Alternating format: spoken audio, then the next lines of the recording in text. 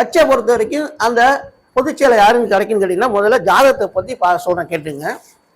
இவங்க திருமதி கனிமொழி ஜாதகத்தை சொல்கிறேன் கேட்டுங்க. கனிமொழி படத்துக்கு வந்து வயசு 58 வயசு பூர்த்தியாகி 59 வயசு ஆரம்பித்து 5 மாதம் 12 நாள் ஆகுது. இவங்களை பொறுத்த வரைக்கும் பார்த்தீங்கன்னா, இவங்க கும்ப ராசி புரட்டாதி நட்சத்திரத்தில் பிறந்திருக்காங்க. இவங்களுக்கு நடந்துட்டு இருக்க திசை சுக்கிர தசை ஆரம்பித்து ஓடிட்டு இருக்கு. சுக்கிரன் 7/3/2044 வரைக்கும் சுக்கிர தசை. சுக்கிர தசையில் சுயபுத்தி ஓடிட்டு இருக்கு. 7/7/2027 வரைக்கும் சுயபுத்தி. அதுக்கப்புறம் சுக்கிர தசையில் சூரிய புத்தி, அப்புறம் சந்திர புத்தின்னு வரிச்சா எல்லா தசையிலும் 9 புத்தி மாறி வரும்.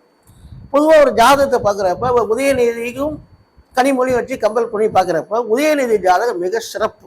அதாவது ரிஷபராசி, சந்திர பகவான் உச்சம், செவ்வாய் நீசபங்கம், பல்வேறு கிரகங்கள் ஆட்சி உச்சம் போட்டுக்கிறதுனால தான் அவரால் எடுத்தோடனே எம்எல்ஏ, மந்திரி, துணை முதல்வர் ஆக முடிஞ்சது. கலைஞர் கூட ஆகலை, சாய் நையாவே அவ்வளோ ஆகலை. பல வருஷம் கழிச்சு நான் கிடைச்சப்ப 2007 தான் அமைச்சர் ஆனார்.